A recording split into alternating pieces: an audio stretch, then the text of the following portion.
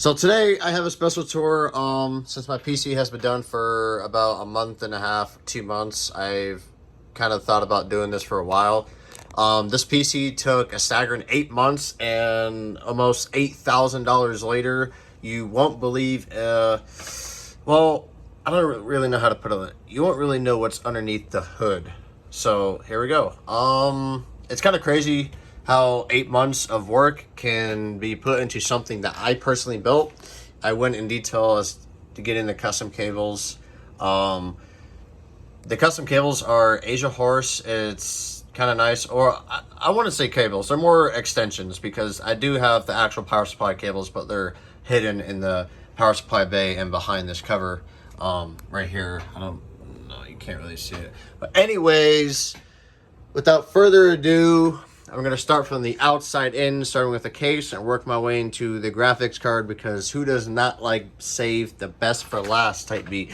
So, and I'm also going to get the prices for everything as well. Okay, so the price of the case is $330. And by the way, when I get the prices, this is all at the time of when I bought the items here using the PC. So the price of the case is $330. It's the Anidees Crystal XL. It is a filthy case. It is literally insane. I love it so much. It is sexy as shit. And the reason being, personally, like with everything being made of metal, but more of aluminum, or no, not aluminum, like a tin. I don't know. It's really thin and hollow, but it's durable metal, and that's what I like, especially when it's going to hold multi-$1,000 worth of parts in the PC. It's nice. And also, to go in detail how big it is, this is the EATX motherboard, which is like one of the biggest gaming motherboards you can find in the market, and you can fit just about 2 of them. So that is how wide it is, considering I can fit a full custom water loop in it. I think it should be. It's a full tower case, so that says a lot right there. Working with my way into the PC as far as components, the fans are Magetic Levitation Corsair fans, and what that means is there's no ball bearing making contact. So because I live in the desert and it's so hot in my house, the fans will tend to speed up and get more air out of the PC because all the hot air is coming in. And so therefore, with it being magnetic, the fans are quieter and they last twice as long, and they're also $40 a piece. At the time, they're about $400 for all these fans. Kind of crazy, but you know, it gets the job done. That's one thing I don't want to cheap out on when I'm buying the highest tier components a PC can offer, because I know the higher you go in terms of tier, the hotter everything runs typically.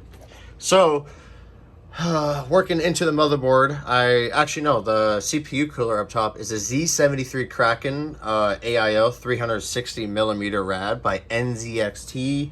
I wanted something with the LCD screen. I could put GIFs or GIFs. I say GIFs. But personally, I like having the color match. I know it appears white in the camera. I don't know why it does. But as you can see, I have the whole color scheme of the PC on one. So I like how you can be able to customize it, and that's primarily why I got the LCD screen. This was $345 for just this 360mm rad, which is like insane, but hey, I told myself I have no budget for this PC. I'm going all out, and this is the best PC in the world. Working my way into the motherboard, I kind of spent about $830 on it at the time.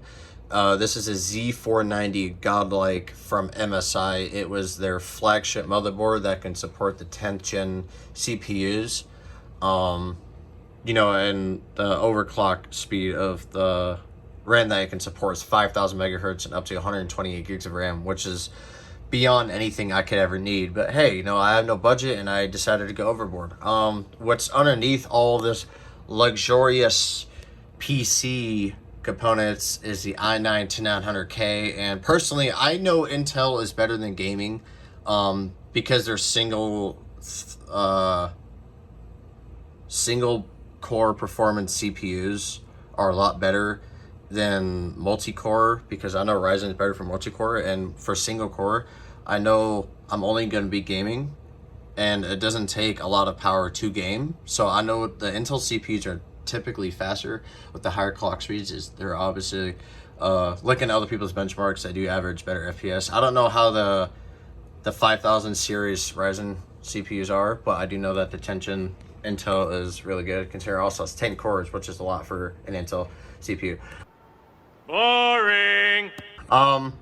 Yeah, and I also have it at 5 gigahertz. I didn't overclock it or anything, but you know, that's just what it is.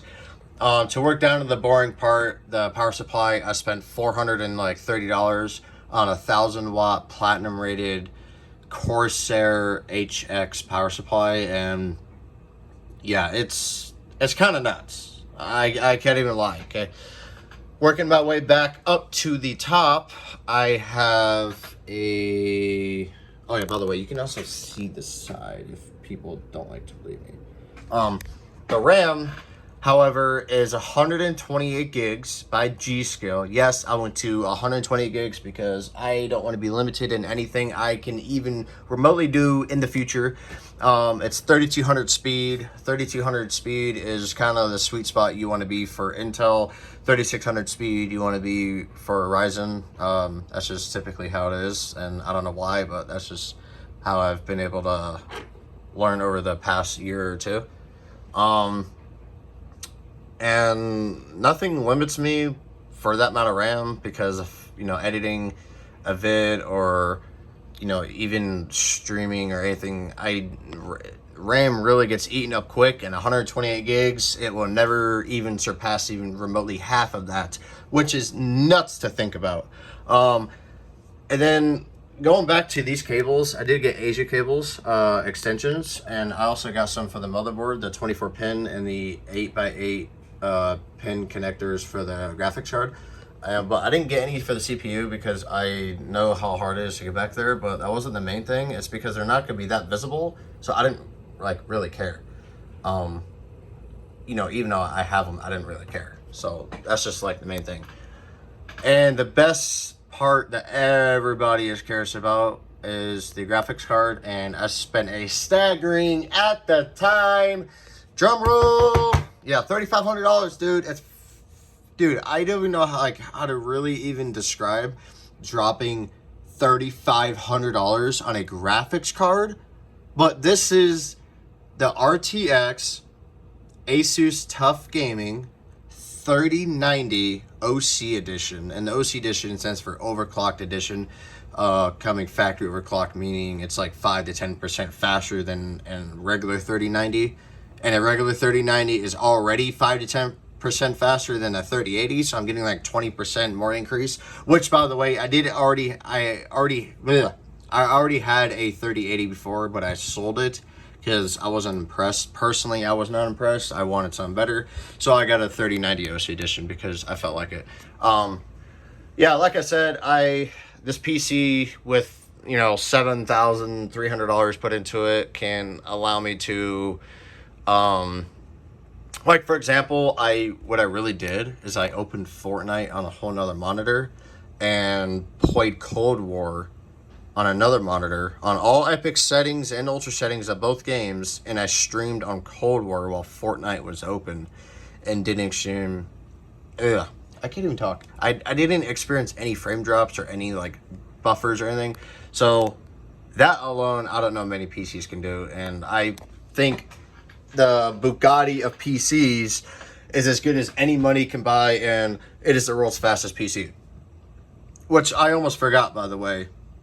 The storage on this PC is two 1 terabyte NVMe SSDs by Samsung. I think it's the Evo Pluses.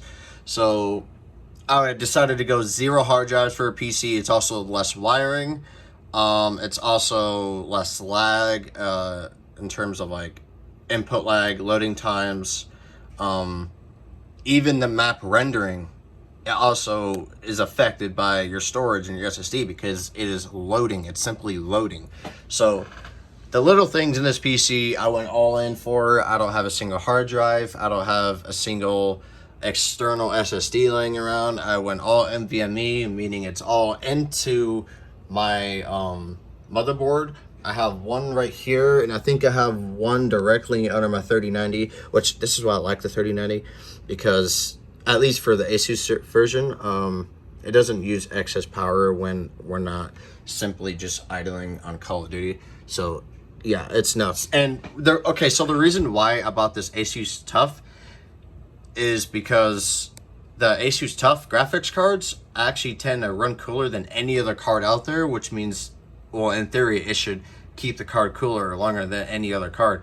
So I have not seen this card exceed 70 degrees Celsius, preferably when I'm playing Call of Duty and streaming. It's at 64, 65. So yeah. Well, here's my tour, guys. This is what $7,000 gets you. I appreciate you guys for watching. I apologize about the long vid, but it is what it is. I kind of want to like give a little detail about the PC. Like I said, subscribe, comment, like, whatever you want to do. And if you guys do want to see more videos on me giving advice about how to build a PC, or even where to start, or how to start a budget, or even any advice about a PC, kind of ask me. I do watch a lot of tech YouTubers. I do have some knowledge of how PCs work and even how to fix a PC or anything like that. So just go down in the comments, talk to me, and I'll reply to you guys back, and see you guys again. Peace. I'm an icon, man. And my girl about a 10. I should fuck her in a Benz.